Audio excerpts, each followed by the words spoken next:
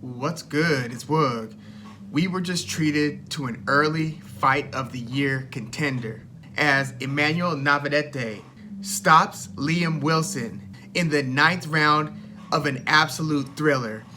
There are going to be a lot of detractors, right? There are going to be people who are saying, well, Liam Wilson coming in was like a lesser name, huge underdog. And when I say huge underdog, I mean in some books, Navarrete was like a 20-1 favorite. This was like jumping off the page in terms of how lopsided the betting odds were. So if you thought that it was going to play out like this, you would have been well served to put somebody down on Liam Wilson. But you're going to get critics who say, well, you were a huge favorite and you just had this life and death battle against Liam Wilson. And they wouldn't be wrong in saying that. But from a individual's perspective, when a fighter, because upsets happen all the time. I mean, we've seen huge favorites just get beaten up and stopped, just throughout the history of boxing. We saw it with Anthony Joshua versus Andy Ruiz. Granted, Andy Ruiz had challenged for a title before, but we saw it with George Kambosos' upset over Teofimo Lopez. It happens. So even though Emmanuel Navarrete was a huge favorite here, the fact that he was dropped in the 4th, the way that he was dropped in the 4th, look at how his legs just kind of swing over his body. His legs are gone after he gets hit with that left hook. And there are so many ingredients that make this a fight of the year, or dare I say, it's a little bit premature, but it feels like an instant classic. This was an absolute thriller.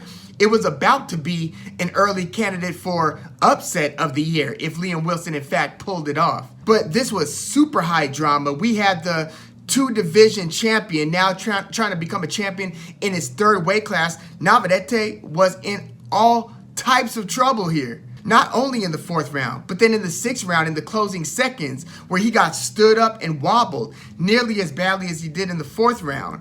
And we'll get to that 4th round knockdown and the controversy surrounding it because that was a long count. So you had controversy here, you had the high drama, you had Navarrete hitting the canvas in the 4th and then dropping Liam Wilson badly in the 8th round before finishing him in the 9th round.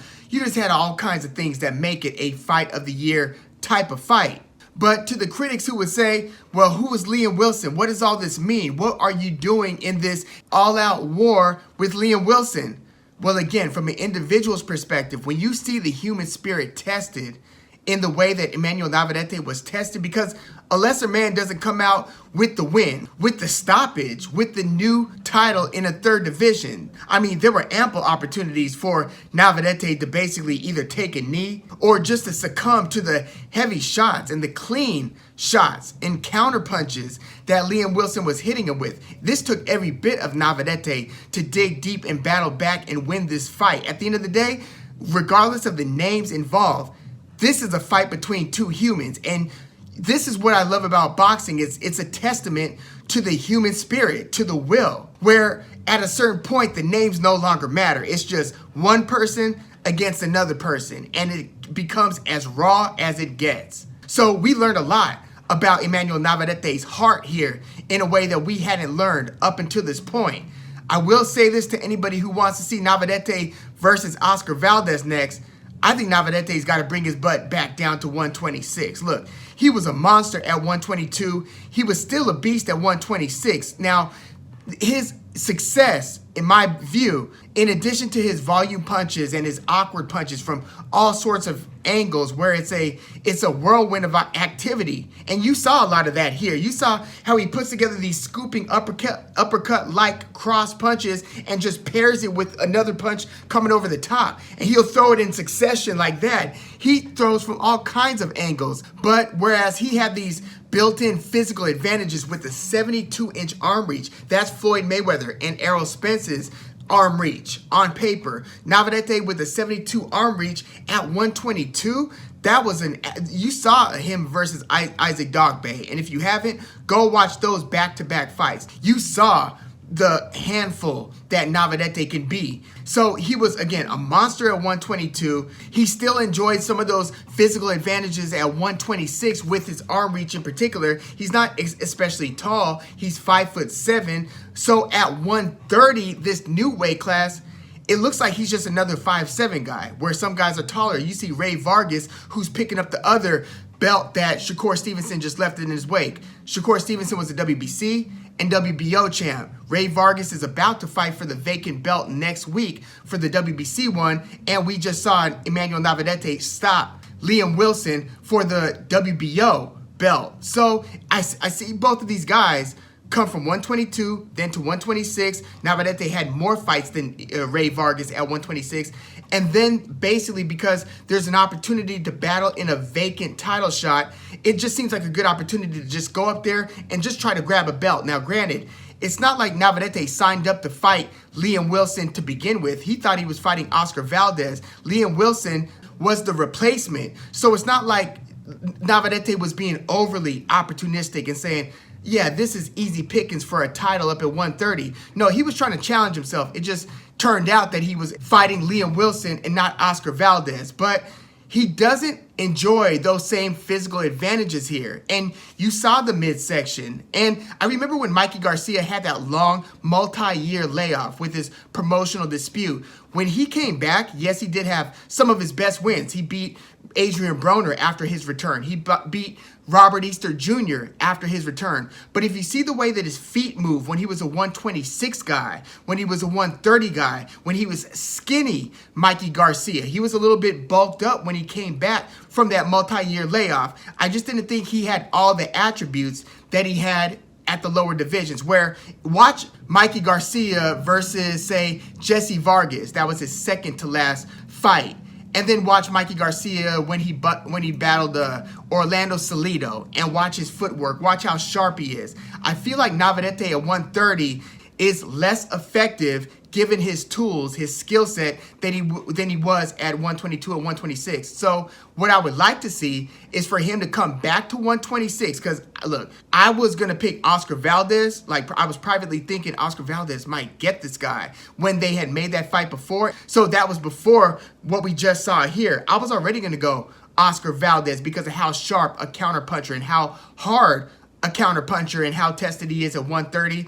Oscar Valdez is. This fight against Liam Wilson just strengthens that idea that 130 might not be the place for Emmanuel Navarrete. But this was a sensational fight. You know, I had Liam Wilson winning the first round, and I rewatched the fight. They tie up. The ref is trying to break him up. Liam Wilson hits Emmanuel Navarrete to the body in a way where it was a borderline foul, and you saw how Navarrete tried to like stiffen up, try to stretch it out after he got hit. It was such a clean shot to that soft side of the body area. And again, that was a pretty hard punch to not be called a foul. And I know it's early to take a point away, but it's like, damn. Just watch Navarrete's reaction to that body shot in the first round when the ref was trying to break him. And Emmanuel Navarrete was kind of bent over. He was bent all the way over. Liam Wilson hit him over the top and caught him on the side, just splashed to his body. I was like, damn, like that's gonna let Emmanuel Navarrete know immediately, I'm in a fight here. This is about to get real. And Liam Wilson didn't come to play. I mean, we had read that he had been training in Washington, D.C. with the, Headbangers camp, as Andre Ward pointed out, working with Barry Hunter, sparring with the likes of Gervonta Davis, Austin Trout, Lamont Roach, like some really tough competition, getting excellent experience over there. And so he was going to be ready for this one. And boy, he gave Emmanuel Navarrete all he could handle. Like, look, in that fourth round, I thought that fight was over. I saw the way Navarrete went down. I saw the way that he was sloppily recovering, trying to use every veteran trick in the book. And I don't know what call you make. I don't know if you're supposed to stop the fight in that case if you're the ref. If you see that the fighter who say he gets up at 7 or 8, which Navarrete did beat the 10 count, but in terms of obeying the referee's instructions and being ready, give me your gloves, take a step forward, okay, continue the fight. Navarrete did everything from spit the mouthpiece out, then they get the mouthpiece. Navarrete starts messing with the mouthpiece as he's kind of walking around, walking away. But once he's got the mouthpiece in his hand, he's unable to get it in his mouth in a way that's satisfactory to him, to where he's continuing to talk to the ref, and he's basically acting like he's trying to eat an entire orange. He's making that mouthpiece look like he's trying to put an orange in his mouth. And I when I rewatched it, I calculated how long that whole ordeal was from the time that Navarrete hit the ground to the time they resume action. It's 30 seconds. Think about that. Think about how beaten up and how badly hurt Navarrete was, and then think that he was given 30 seconds to recover from that. And he still wasn't really all the way right. So it took him, after he got dropped in the 4th round, the 5th round he spent basically recovering. I had that as a Liam Wilson round as well. And then the 6th round is interesting because Navarrete starts coming out strong, starts putting his combinations together, starts hitting to Liam Wilson's body brutally, backing him up. But then with like a few seconds left in the round, Navarrete gets blasted by another hook. But I think this one was a right hook, whereas it was a left hook that blasted him in the 4th round. Beautiful left hook from Liam Wilson. And they were talking about how he was continuously looking for that punch. But when he hurt Navarrete in the 6th round, it looked like Navarrete was right back in that dark place, right back in those deep waters, in trouble. But he was saved by the bell this time around. So I had Navarrete winning most of the round. In fact, I think I still gave that round to Navarrete. But you could argue that Liam Wilson stole that 6th round where he hurt Navarrete, stood him up, wobbled him towards the end of the 6th. But then I gave Navarrete the 7th and then the 8th round. And the 8th round is where it started getting really ugly for Liam Wilson. Got bloodied up in the nose, was just getting beaten to the body, was just getting backed up from rope to rope. It was not looking good. And that's where you start seeing Navarrete in all his glory. You see him when he's got to put his foot on the gas.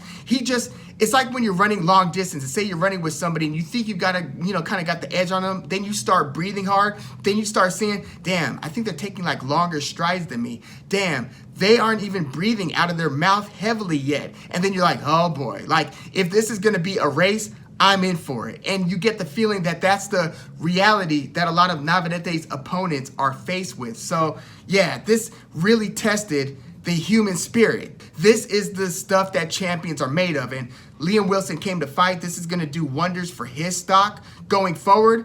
So if I'm Navarrete, and again, I advise him not to fight Oscar Valdez. He got away with one here. He got a belt in the 3rd division. I think he should come back to 126. I don't know if he's been dedicating himself as much as he was when he was on the come up. I get the feeling that and I said this in the preview to Navarrete versus Wilson a few days ago. I was saying that, Navarrete has been champion for a few years now. If you start at the time that he was beating Isaac Dogbe to now, he's got a lot of time to get kind of famous, kind of comfortable, kind of complacent.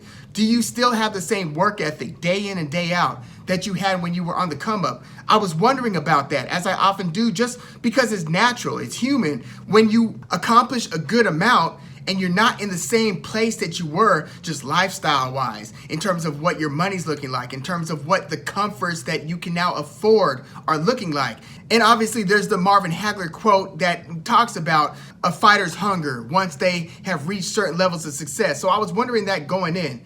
Navarrete's got to make a decision. If that's the case, if his preparation has slipped even a little bit, he's got to rededicate himself if he wants to continue down this winning path. Go back to 126, though. I get the feeling that if he trains the way that he used to train, he looks like he should be able to make 126. If not, I just think it's going to be tough sledding at 130. Like, if you look at the DAZN guys at 130, Shavkat Rakhimov, who just beat Zelfa Barrett for like the IBF belt. How do you think Navarrete does against Rakhimov? And again, I don't like his chances against Oscar Valdez. So if you come back down to 126, you've got to look at who your realistic options are. Because, one champion, Ray Vargas, still holds the WBC belt there.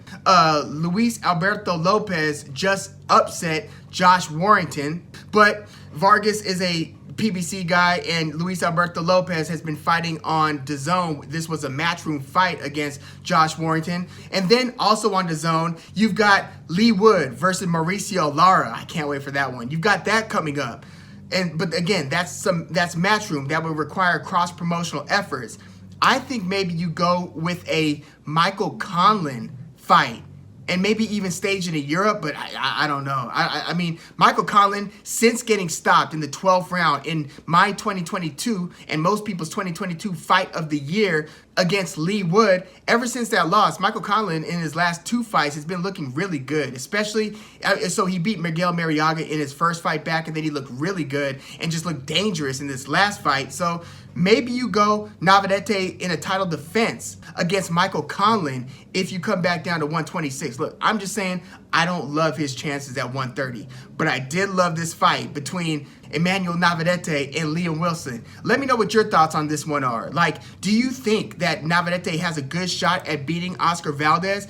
How do you like his chances overall at 130? I mean, he just picked up a belt. I don't know. I think you go back to the drawing board, reassess, come back down to a weight class where you could let your 72-inch reach really become an issue in the ring. And you've got more fighters that are at your height or maybe even a little bit shorter, maybe a little bit taller, but you don't have, aside from Ray Vargas, if he ends up coming back down to 126, we'll see how he does at 130 against O'Shaquie Foster. But again, I think that Navarrete really got away with one here. This was a close call. Again, early fight of the year contender. Please let me know what your thoughts on this one are. Like the video, subscribe to the channel. And by the way, I always wanted to see Navarrete versus Gary Russell Jr. Like, that was just a fight that I think the moment might have passed. But I would have liked to have seen, Gary Russell Jr., in his relative prime against Navarrete, just matchups wise. I just find that interesting. Hell, I would find Emmanuel Navarrete versus Mauricio Lara. I mean, yes, Mauricio Lara is about to fight Lee Wood, but Navarrete versus Lee Wood or Mauricio Lara. I mean, come on. You can't really miss. But we'll see how the fighters approach these forks in the road going forward. But let me know what you think he should do next, and let me know your thoughts on the fight we just witnessed. Like the video, subscribe to the channel if you are into the fight talk. I'm Woog. Thanks for tuning in.